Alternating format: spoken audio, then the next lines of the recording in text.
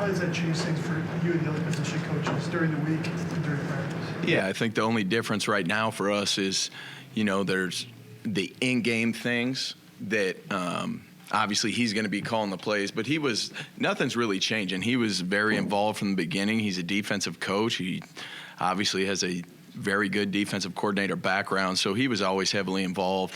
And for the most part, it was a collaborative effort most of the time. And we do things, and we did things as a group, and I'm sure that'll continue. Have you seen him? He said that he feels excited, though, to be getting, even if it's not way more involved, he's kind of a little more. Have you sensed that from him? Yeah, he definitely is. I've been with him. This is, I believe, my 9th year between Carolina and now here. And, yeah, it's pretty cool to see. He's got a little bit of an excitement, and, he's back in the room full-time per se. And so it's cool to see. And it's also I know he's really enjoying being in front of the defense more. He's always been in front of the team. He's always been in front of the defense, but, there's more of it with him in front of the defense, which is really cool to see. Kind of remind you of his energy from when he was in DC, Carolina? Is it similar to that? Is it kind of like a whole new? Yeah, I would say Sean has changed since I first met him in 2011, and it's for the better. Sean's very transformational.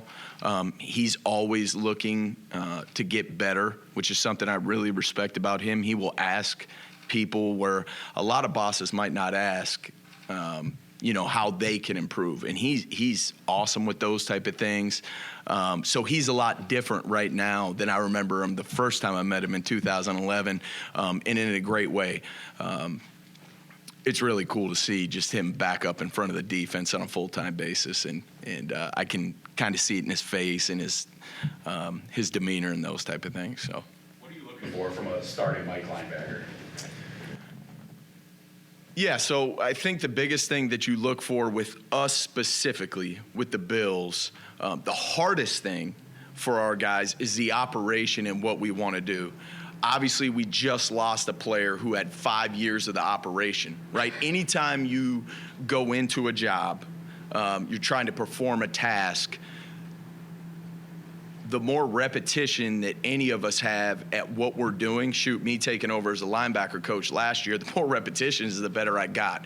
So the operation and making sure that our defense can function through the way the Mike linebacker gets us into a defense, potentially sets a front, sets this, sets that, so we can operate at a high level. That's the hardest thing.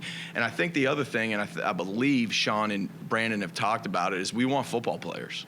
We don't care what they look like. We don't care what the measurables are. We don't care. We want football players that can play football, because you can look at the 40s, you can look at, the bench and all the combine things, but once that ball's snapped, a lot of those things do apply and a lot of them don't apply.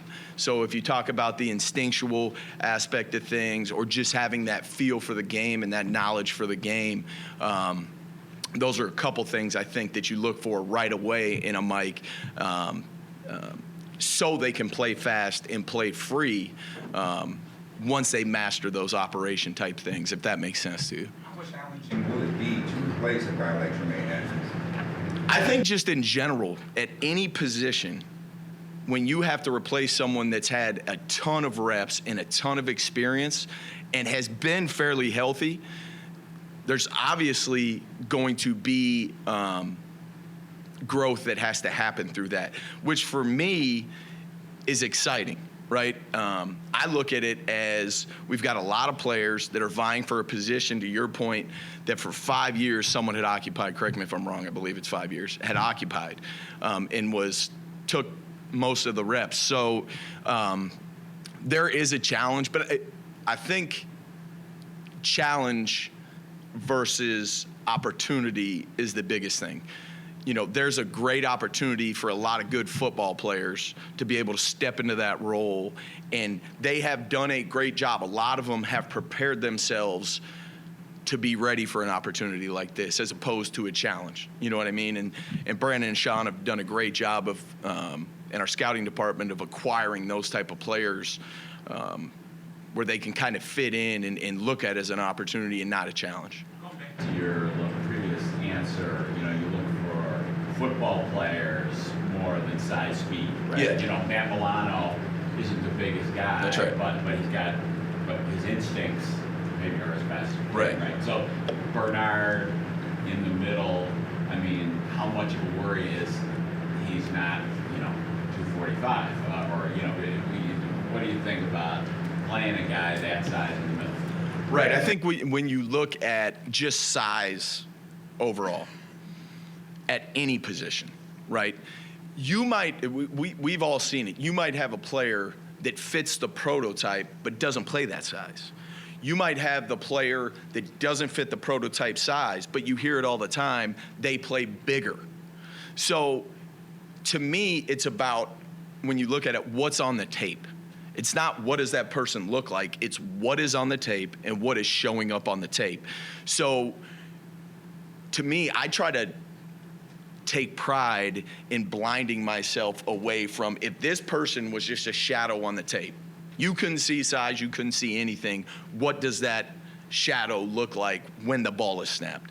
And I think if you can do that, you'll find yourself a lot of times with hopefully the right player, and not necessarily, for lack of a better word, the sexiest player, if that makes sense to you. Bobby, how much of a challenge is it going to be, because you have arguably a handful of candidates for that role, and you have a finite amount of time before you have to decide on one person to run your defense. I mean, it's not just plugging in a starter, it's a guy that's also got to run your defense. So how much of a challenge do you and your defensive staff think that'll be to whittle it down maybe from 4 to 3? Do we have a drop dead date to get to 2? Because we got to, at some point in time, get the starter ready for the season. Right, and I believe the way that you approach that, and we have a process we're going through right now with how we do practice and those type of things. To be honest with you, I think if you set a hard line date, you're putting yourself at a disadvantage. I think this is going to be a situation where once we decide that player X is going to be our starter at that position and has earned the job and won the job, I don't think you could put a date on that. I think obviously Sean has final say on it. But like I said, we do things in a collaborative way. So obviously he's going to take some of my input. Al Holcomb's here. Shame on us if we don't use Al as another resource who's coached linebackers for a long time and is coordinated. And the more sets of eyes you can get on the situation, and then I think what'll happen naturally is there will be a conclusion at some point.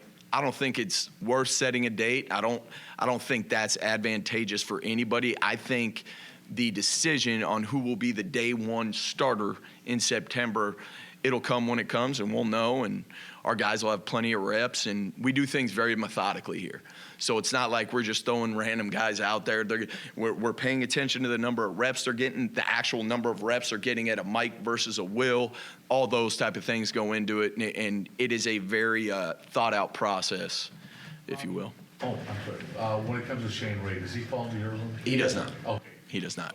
never mind. Yes. Hey, I will not comment on it. Bobby, AJ Klein has started a lot of games in this league, including for Sean in Carolina. How beneficial is his experience for some of those younger guys in that room? Let me say this about AJ Klein. What's amazing to me about AJ is, obviously he's been in the league a long time. You know, as you get older, you'll run into some players that will try to protect their job, if that makes sense to you. So they're going to try to protect against somebody potentially taking their job, right? Every day we go in there, I tell the guys, all you guys are going after each other's jobs. But what's unique about that room, and specifically AJ, is that there's no insecurity. AJ's there to help. He's seen a lot of football. He's played a lot of football. He's played with a lot of good football players in a lot of different organizations. And he's been nothing but tremendous and is there as a helping hand for those guys. And in meetings, it's really good because he'll ask questions that maybe some people won't ask.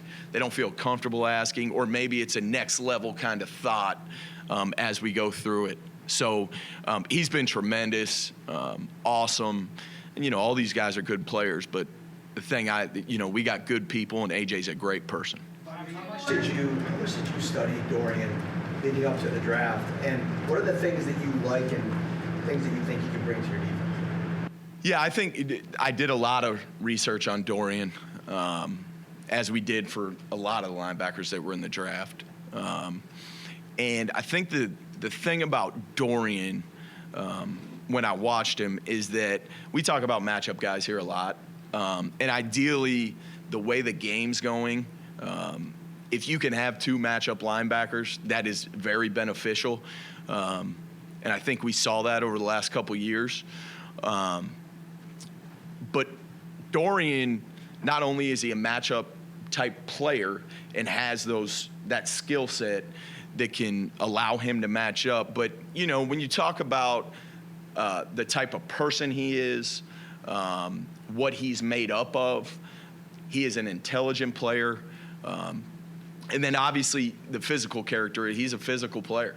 And he showed that on tape. Now, the NFL, he's got to show that in the NFL, and OTAs isn't a time to do that. It's not a physical time. So, all those things we kind of lump and look for. I think Dorian had most of them, if not all of them. So, when you mention the mechanics of the job, does it have to be one guy in terms of do you have to settle on a guy, or does it open up? The guys are plugged in Tremaine for a ton of snaps, and knew he was there every week. Does it open up, maybe not specific to that, maybe different formations or things you could work around, where it's not one guy getting all those snaps, or does the mechanics part of it, where you need that guy that's the play caller and he's in there all the time? So are you talking about games? Linebacker spot. Are you talking about games? Are you talking about practice? No, I'm talking about games. Yeah, so ideally, and we believe that the green dot is the Mike linebacker. He's in control of a lot of things.